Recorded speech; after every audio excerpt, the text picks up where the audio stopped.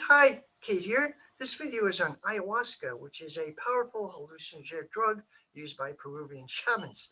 Before I continue too much more, a couple things I'd like to say. First, please like if you enjoy my content, please like and subscribe. Helps me build my channel. I'm not making money out of this, but I do want to build a channel. Maybe eventually monetize it, but there'll be probably be a while from now. I have 100 subscribers, and I'm really happy about this. I'm really psyched. I thank everyone who has subscribed, and please consider subscribing if you like my content. Okay, yeah, this is usually mostly a political channel, as you can see, but I do have other interests, and of course, ultimately, everything you do is political. Okay, so I thought long and hard about making this video.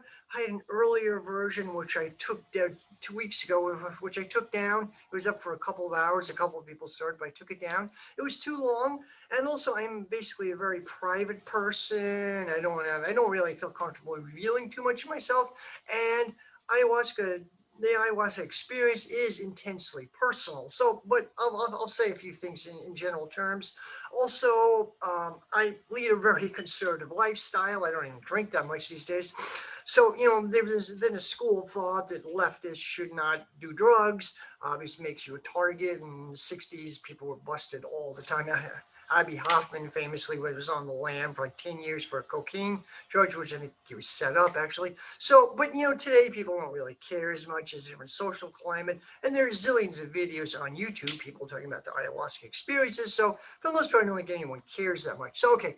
So as I said, ayahuasca is a powerful hallucinogenic drug used by Peruvian shamans. It was kind of popularized in the 80s and 90s by a couple of people, mostly Terence McKenna, who's an anthropologist. He traveled around the world. He gave a lot of talks on this. I'm not a huge Terence McKenna fan. He's very new agey, but he does have still has a lot of followers. I think he died about 10 years ago. His talks all over YouTube. He's interesting to watch once in a while. I'm not a big fan of his, but he did help popularize it, make people aware of it.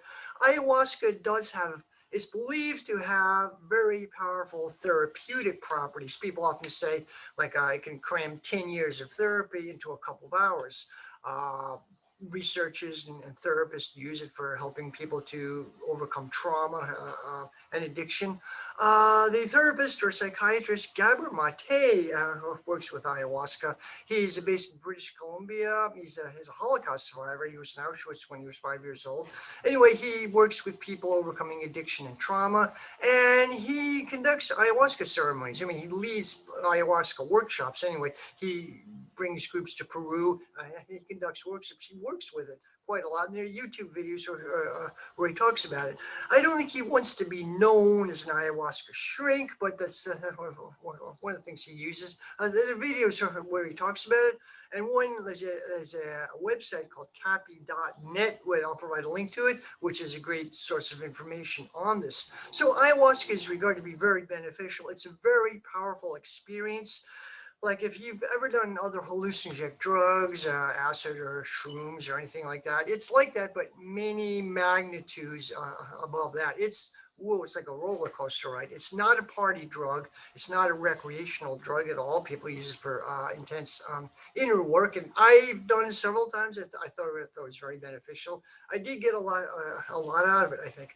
Okay, so there's a tourism industry in Peru, centered around a city called Iquitos, which is in northeastern Peru. It's in the Amazon. I have not been there, but it's known there's big ayahuasca tourism industry. There are like retreat centers, zillions of retreat centers and things like that there. And there are websites where people talk about it. There's something called the Good Aya Guide, which rates these centers, and there are Reddit groups and Facebook groups where people talk about it. Most of this is pretty expensive. I haven't been there. It's on my bucket list, but I have not been there yet. Okay, what ayahuasca does? Okay, there are two main things it has. So what hallucinogenic drugs in general do is they promote connectivity between different parts of the brain. They either increase the serotonin level or mimic serotonin, and they foster a lot of renew brain plasticity that people have when they're young children, or often goes away. And like in acid jargon, it can get you into spaces where you otherwise can't get into. Two main ingredients in ayahuasca. It's DMT and a MAO inhibitor, what's called a MAO inhibitor. DMT stands for dimethyltryptamine. It's a part of a class of chemicals called tryptamine, which have hallucinogenic properties. What it seems to do is a serotonin analog. It's like serotonin. It fits into the brain. Human brain has 17 serotonin receptor sites. There's one particular, I forget the name of it, but it's very powerful. And it fits into these serotonin receptor sites. It mimics that serotonin. So it also connects with the visual centers of the brain. So you have very intense visual hallucinations or whatever, very intense visions.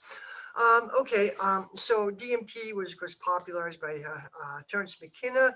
There's also a guy named Rick Strassman who researched it in the 90s. I think he's a biochemist. He wrote a book called The Spirit Molecule, which he talked about his theory that DMT is a part of like religious experiences or visions. He thinks his theory that it's responsible for a near-death experience, like sometimes the near-death experience, people on the brink of death or when they're dying, often claim they're going through a long dark tunnel and they see their relatives or dead friends at the other end of it.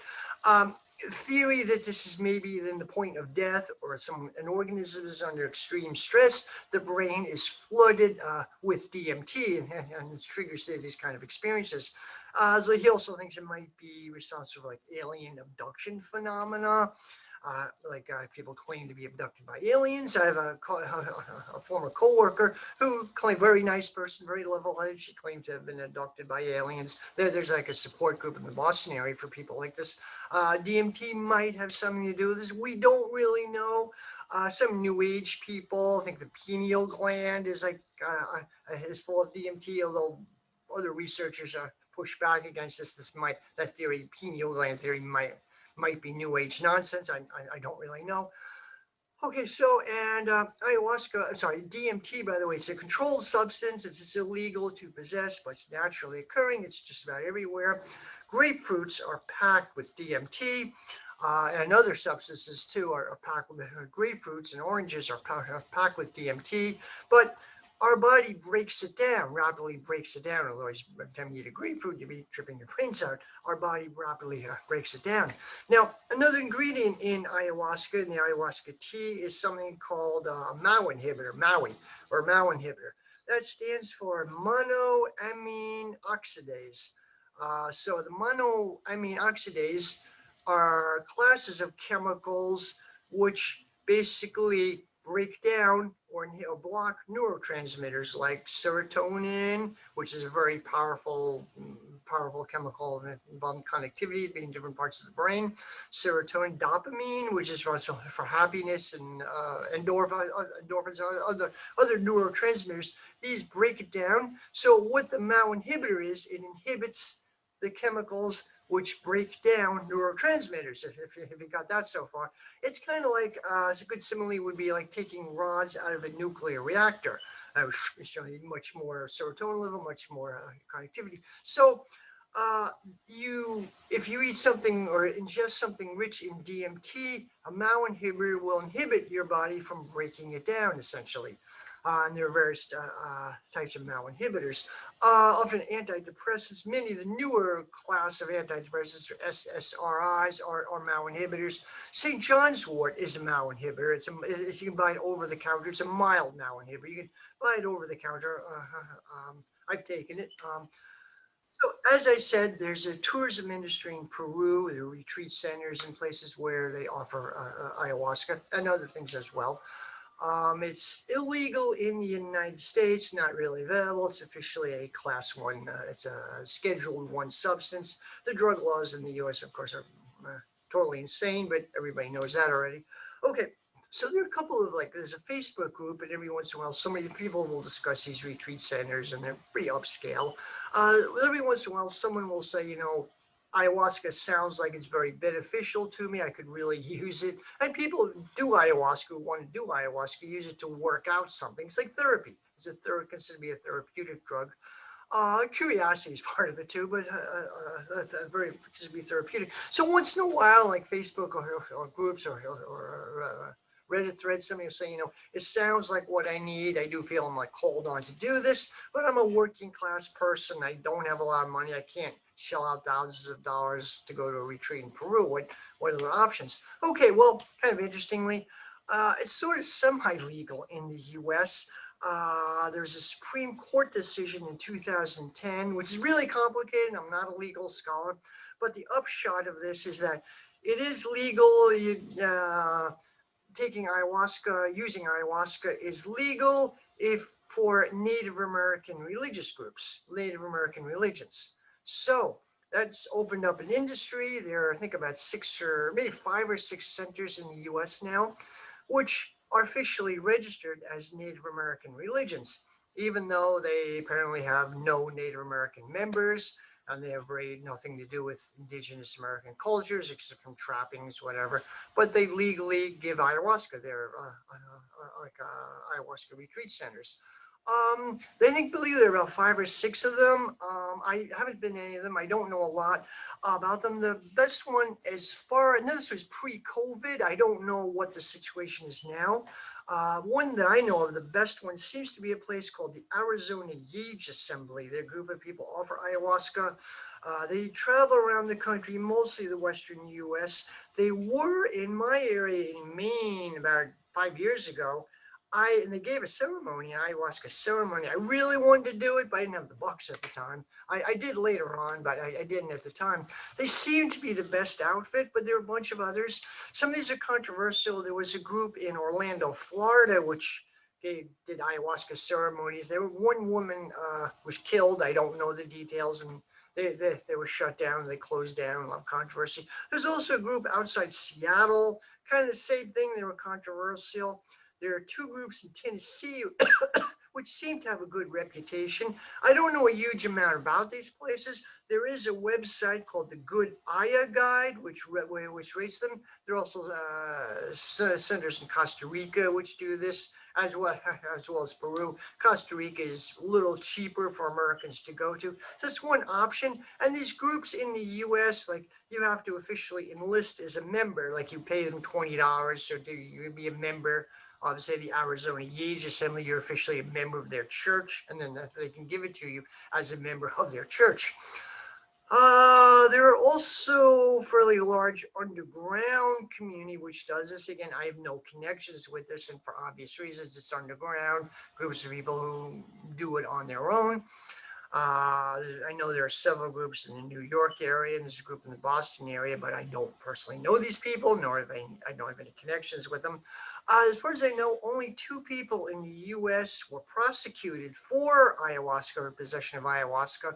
Both were very foolish. One guy apparently took it across the Canadian border, an American. I think he lived in New York, upstate New York, and he went to get a shaman to do the ceremony. He went to Montreal, to the airport to pick up the guy, and he was busted coming back into the U.S. He had a bottle of ayahuasca tea in his car, and they busted him. Apparently, he got off with a misdemeanor charge, but he had to go through a huge legal hassle, very expensive, huge legal hassle. He got off with a misdemeanor charge, surprisingly. And there was somebody else, I forget the details, but not too different, something similar, like really, really dumb. For the most part, I get the impression the feds don't really care. The ayahuasca community likes to keep it low key and doesn't want to make a big deal about it. So you're not going to find a lot of documentaries or stuff about it. They want to keep the whole thing very low key. Not like LSD was in the 60s. Like Timothy Leary would hand out shrooms to people in Harvard Square, in the pit in Harvard Square and stuff. They want to keep this really low key. Okay, so there's also people who do this DIY, do it yourself. I don't recommend doing anything illegal. And I'm just saying, I read about this. Don't actually have experience of this myself. I read about it, put it that way. Okay, so there's a hip hop artist named Chris Geo. I don't really know or care a lot about his music, but he has a YouTube channel, and first YouTube is called How to Make Ayahuasca. And he does not tell you how to make ayahuasca in that video, but it's a fairly good introduction to it. The rest of his channel, I'm not really big fan of. He gets into a lot of new age rabbit hole. He talks about, or interviews people, talks about colliding timelines and the Mandela effect and the New Age apotheosis, and I'm not, whatever. He goes in the New Age rabbit hole. But his first video is kind of interesting. Some of his videos are a bit interesting if you want to spend some time. And there's a PDF file by Chris Gia, which does tell you how to make ayahuasca. There are several ways of doing it. Take this with a grain of salt. Chris Gia was not super scientific. Like, oh, go ahead and do you. He says, like, go ahead, do huge doses, do heroic doses. Like, why? No, no. But take it with a grain of salt. But if you're interested in that, now the ingredients to make ayahuasca, it's a brew, it's a tea, are legal. Before I do this, let me just briefly explain the ayahuasca. As I said, it's done in a ceremony, often ceremonial groups. People get together like 4, 8, 16 people in a circle. There's like a dome-shaped building they do it under. And it's overnight, so you do ayahuasca at night. And there's something called Nakara, which is sort of a drumming chant. I'll provide a link to it, Carol. A drumming, chanting, rhythmic type thing, which goes throughout the night, throughout the trip. What happens during the ayahuasca trip? It varies a lot. I mean, you can go through YouTube. People talk about their experiences. It's pretty wild. One Australian guy's pretty wild. It's pretty wild visuals, imagery. It's very intense, deep introspection. I basically found it the experience compelling but terrifying at the same time. It was terrifying, but a good experience. Put it that way, if that makes sense. Many people claim to see beings, like some of these machine elves are very popular, like little elves which talk to you. They have a sarcastic sense of humor. I have not experienced that myself, but many people do. And it's a very intense experience. I'll talk a little bit about my experience. Okay, so first of all, the ingredients to brew ayahuasca, it's a tea, are legal. Actually, doing it is not legal, but the ingredients are, you can buy mail ordered. People often use cryptocurrency or like a pay-as-you-go credit card, so it's difficult to trace if you buy it online. But it's for the ingredients are legal and using dyeing and other things. As far as I know, no one has been busted. So a huge big source of DMT is Mimosa hostilis root bark, which is a mimosa bush. And the root bark is a powder. Get in a powder. And people who make this, which I've read about, people who make this boil it down. It's pretty straightforward, but you have to make sure the pH is right and the temperature doesn't get too high. Otherwise, it's really straightforward. It's time consuming. It takes about 3 days. Like if you have a full-time job, you want to sleep at night, you have to do a little bit at a time. There's a very strong, very powerful vinegar smell. So if you're living with other people or an apartment, be a little careful, but very powerful vinegar smell. And you reduce it several times till you get like them to pour off the water till you get the tea. And it's taken with a MAO inhibitor, according to Chris Gio's method. Uh, the MAO inhibitor he recommends is something called Syrian rue, which again is legal, but I think it's not legal to make it a tea. Okay, so here we go. Now, I put it this way, this is a work of fiction. I read about this. So, okay, my experience, you're supposed to fast too. You fast before doing ayahuasca, fast that day. You're not supposed to have sex about 24 hours before. No, definitely no alcohol. No weed. Weed, maybe, but definitely no alcohol. Also, this is extremely important. You should not be on antidepressants or any psychiatric medication, anything like that, or medication in general. Be really careful. And of course, do your research. Don't just take my advice, do research. But antidepressants can be very dangerous. If someone has it's rarely have a bad, it's non-toxic. Like if you use precautions, if you follow the precautions, it's non-toxic, but be very careful to follow the precautions. If someone has a bad ayahuasca trip, don't call 911 because they won't know what to do. There's a chemical used to bring people down from a bad acid trip, which they'll give to you, but it'll kill you. It'll kill you. So just avoid anything like that. Okay, so anyway. So I said you could boil down, reduce, make a tea, very bitter tea. There's a MAO inhibitor, Syrian rue is used for it. So as a powder for bark, really. So you get it and make tea out of it. I added water, put it in my microwave, and as a brew. And okay, so I took the day off from work. I had a couple days before, days after from work. So I had a window. I said I'm going to do it. I was by myself. I had a carpenter working on my house. He was there. Yeah, I didn't tell him what I was going to do. He was a hippie kind of guy, so I don't think he would have cared. But I didn't really tell him what I was going to do. But he was doing some carpentry work in my house, and I fasted. I'm a type of person, I really feel it if I skip a meal.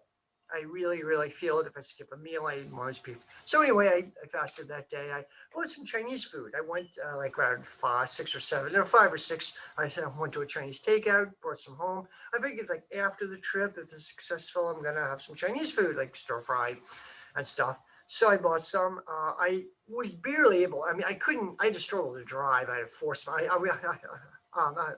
I was not under the influence of any drugs. I was just really hungry, and I had to force myself to pay attention. It wasn't that far away. So anyway, I got some Chinese takeout. I put it in my fridge. I said, I'm going to wait, see what happens. Okay, so I waited till I think about 8 o'clock. This is an overnight thing, so I waited till over 8 o'clock. So the first part, you take the Syrian root tea, and I did. Now backtrack. I have done hallucinogenic drugs before, years like over 10 years ago. I did acid and mushrooms years ago, and I'm not super experienced psychonaut. I have tripped, I have done it, and really amazing, profound experiences. Some very first two experiences were really incredible. After that, not so good, but it was made a profound impression on me. But I haven't done it in many many years. So okay, this time I was okay. Back to my story. So around 8 o'clock, I measured out the doses and everything. A little nervous about it. I'm going to do it. I measured out the doses. I took the Syrian root tea, the MAO inhibitor. The first part you do, and you wait an hour.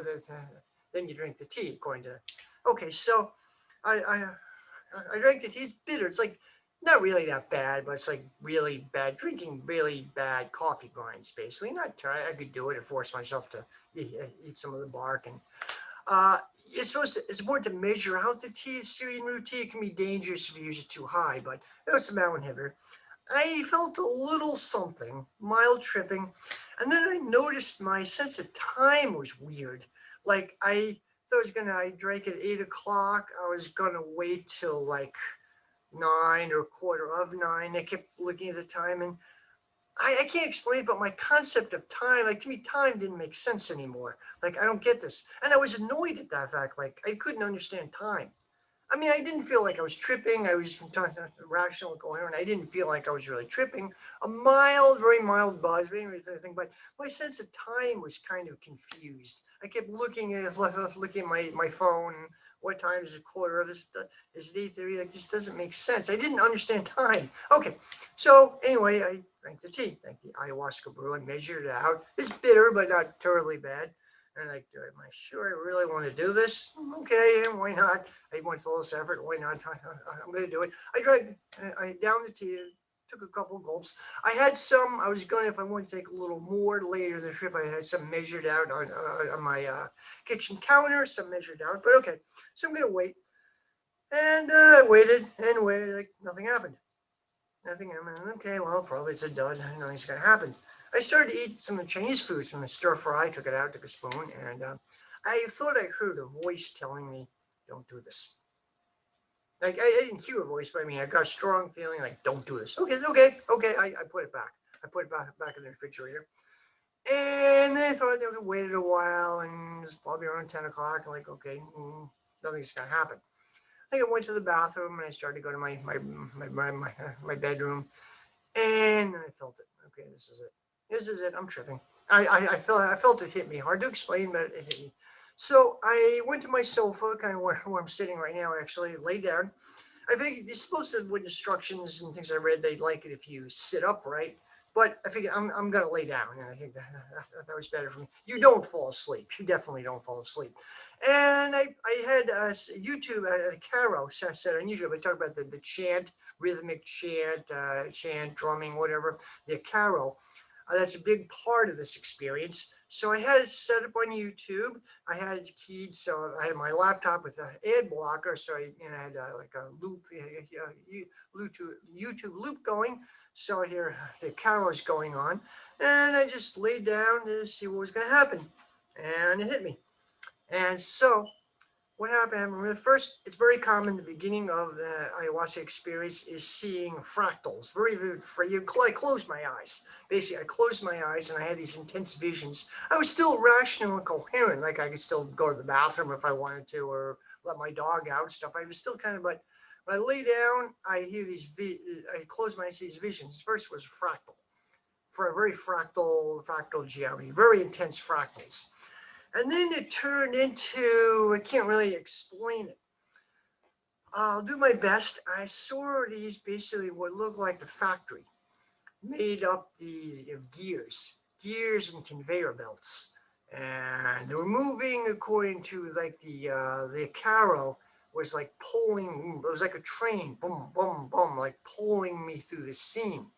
And the scene, it was very vivid. It was very vivid, very bright colors, red and orange, very, very vivid colors, these factories. Like I say, a factory, it gives a connotation of a sinister thing, but it wasn't sinister at all. It was a factory. It kept changing. Location kept, it was still the same general thing, but it kept changing. And what I saw would seem like these Lego blocks, almost like sentient Lego blocks going up on the conveyor belt. This might be the machine elves people talk about. I don't really know, but it was just really odd. And this kept going for a while, and then I felt some entity come to me. Like it, I can't really explain it. It was like a teacher. It said, "I'm a teaching entity. I'm gonna be your guide through this." It didn't say it verbally, but I got this feeling. It presented it. Some being presented itself to me. I'm gonna be your guide. This experience. Okay. And I had kept thinking my thoughts, and I noticed when I think something, it would be bounced back. Like I think about, I don't can't remember what I specifically thought, but I think about it. It's minor, and then I felt the repercussions of what I was thinking would bounce back to me. I can't explain it. That's the only way I can put it.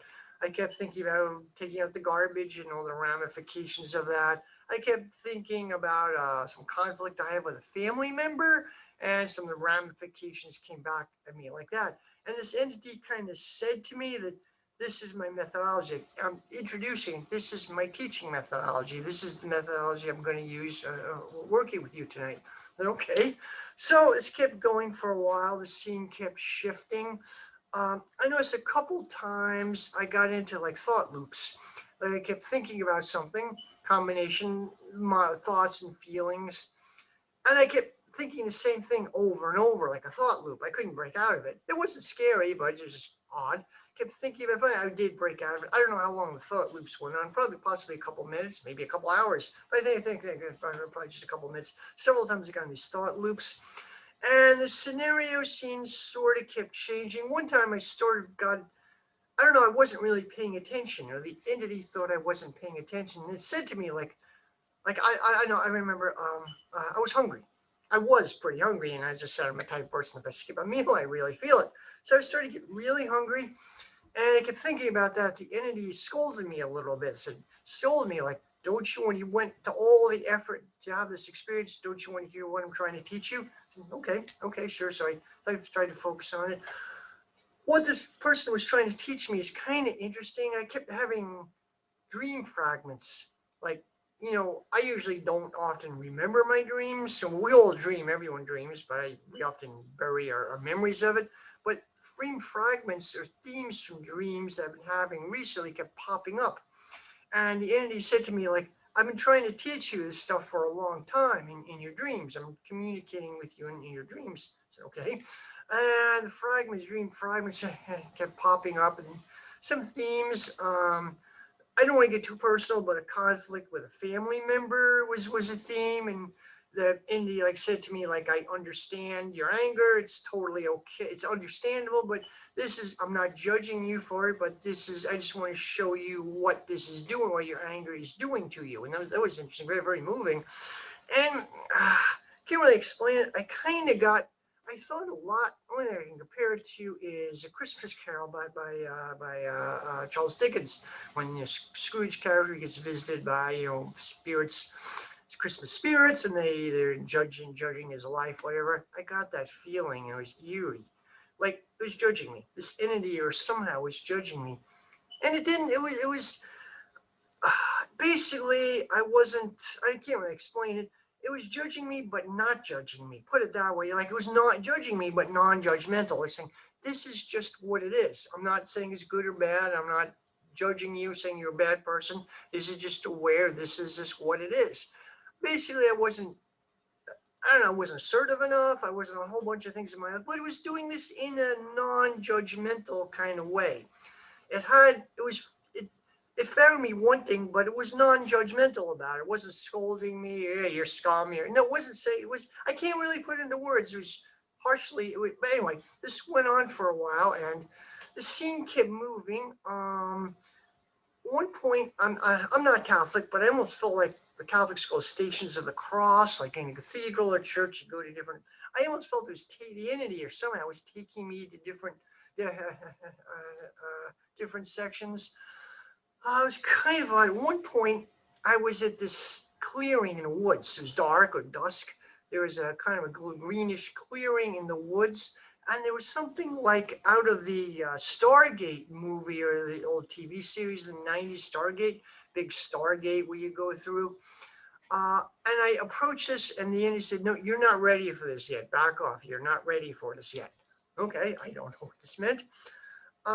People I talked to later about this said it might represent ego death. Like some people in ayahuasca and meditation and other hallucinogenic drugs, but it's very common with the ayahuasca experience, is it represents people feel what's called ego death, like they die. They feel like their selfhood is gone. They're still aware, they're consciously aware of things, but their sense of self is gone. It's terrifying. It's terrifying, but some people say it's similar, like Buddhist nirvana, enlightenment, whatever. I don't know, but I kind of approached this, but I wasn't ready for it. I backed away. Okay, so it went on like this for a time. At one point, my dog. By the way, I had a dog, Cupcake. I was really attached to. She died about 6 or 7 months after I had this experience, but I could hear her crying. She was sitting watching me, and okay, and she had to go to the bathroom, so I let her out. Okay, so it was kind of, I think it was kind of winter time. The front steps were kind of icy. So what I had to do is during the time I would pick up Cupcake and carry her outside. Small dog, really cute last lap. So I'd pick her up and carry her outside. So I was tripping, and I did this. I opened the door. I was able to pick up Cupcake, hold on to the banister, which is really it was icy. Hold on to the banister, bring Cupcake downstairs, and I could.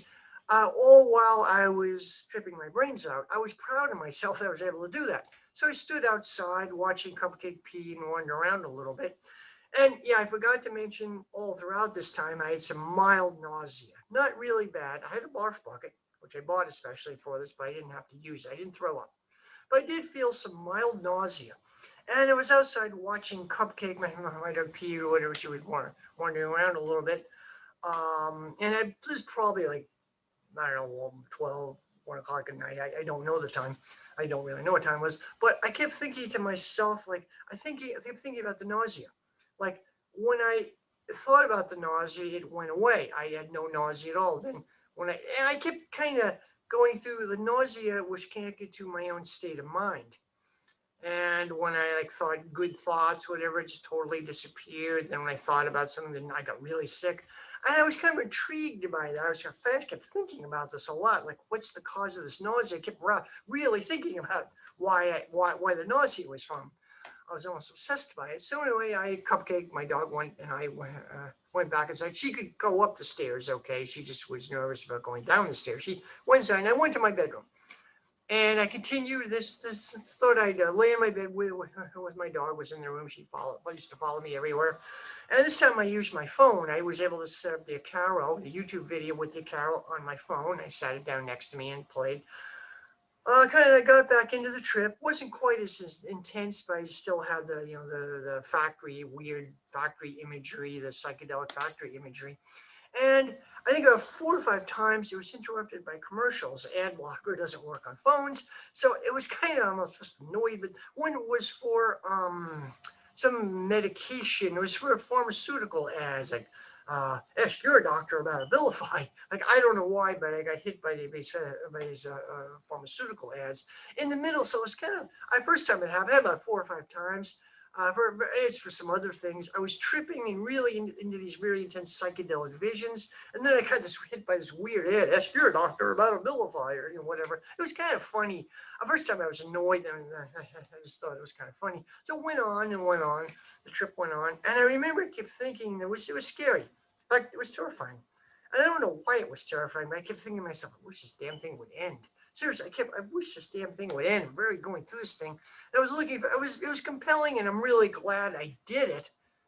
But also, I was like, wish this fucking thing would end too. Yeah, if you know what I mean, something I'm glad I did it, but anyway, so eventually did end. I think about 4 o'clock in the morning. Think about when I could feel myself coming down at 4 in the morning or so. And I didn't sleep. I just laid in bed for a while. I thought of the next day off. I'm gonna use it to process it. Maybe I'm gonna write about it. Okay, so about eight, stayed in bed for a while. About 8:20 in the morning, kept thinking about it in my mind. I come down by then. About 8:20 in the morning, I got a phone call.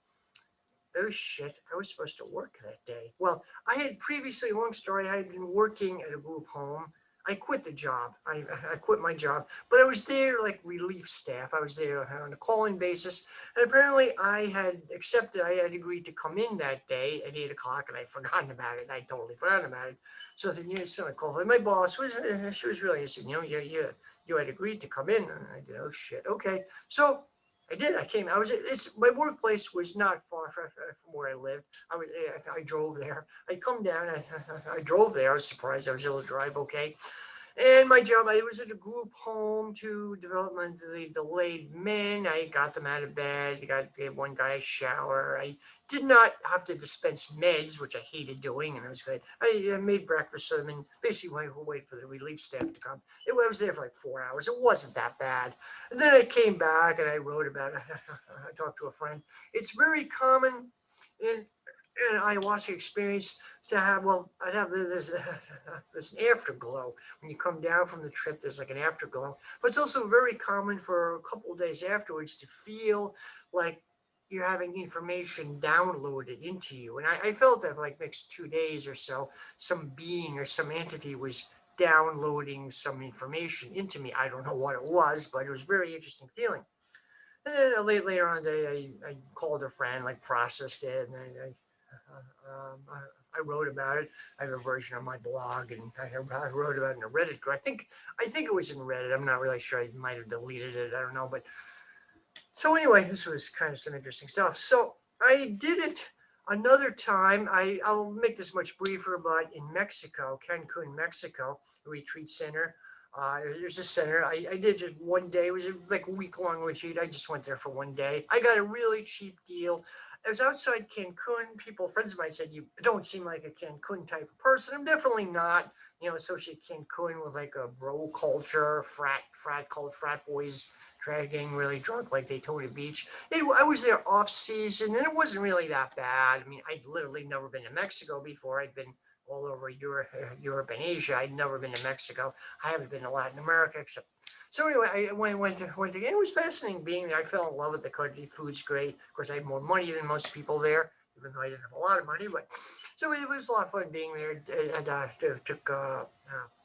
I took some trips with tour groups into the 20 miles outside of Cancun. It's third world. It's Mayan villages. Really fascinating. And saw the Mayan ruins. Anyway, I did a ceremony with a group there. Tony Westbrook, he's a really great guy. He's an artist. He's from my area, or New Hampshire, and he was a bit nice. Like he has a nice life in Mexico, but he kind of misses, some ways misses New Hampshire. And he pumped me for information about New England. We knew some people in common, stuff really interesting. So anyway, he's an artist and does some really interesting artwork, and he facilitates this group. He doesn't give the ayahuasca, but he kind of facilitates it. And the ceremony was really cool. It was overnight. I wasn't as intense as the first time I did it. I kind of wanted a little more, and I didn't know how to ask for it.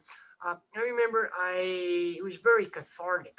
I'm trans and stuff. I've struggled with about this, and I remember I just started crying, really crying, and everyone gave me a big hug. I was kind of center of attention. I had to process a lot of grief and negative crap, so it was very, very cathartic experience for me. For me, I have done, and anyway, I have done ayahuasca since that time, like very low doses, which didn't have much of an effect on me, and that would be very long too. So anyway, these are some of my experiences, and hope you enjoy my video. And so, and I think it can be very useful, very beneficial, very therapeutic. It's not for everybody. It's definitely not for everybody. Do a lot of research before you think of doing it. Be extremely careful about it. But if you use all the precautions, I thought it was a extremely beneficial experience. This YouTube channel, I got the idea from it during the ayahuasca trip. Actually, one of the things I should be doing in my life. I sort of got the feeling from doing this. No, I have no idea what was going on. I've told my experience sometime afterwards, the first time I did it, to a friend of mine who's a Marxist. I'm a Marxist as well. My friend said, look, I'm a Marxist materialist, like, so the thing with the gears. What about someone from another culture, which would know what a factory was? So I said, yeah, okay, well, I'm just, this is my own subjective experiences. I have no idea what the hell is going on.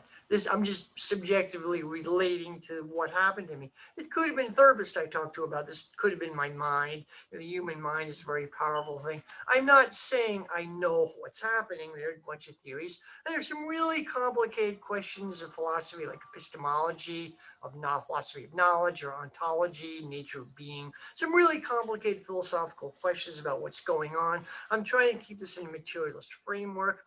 So then, maybe a future channel, I'll talk more about this stuff. But so anyway, yeah, there are quite a lot of YouTube videos where people talk about ayahuasca. People in this community like to keep it kind of low key, but I think it's okay to talk about it. So anyway, if you enjoy my video, please like and subscribe, and thank you very much. Bye.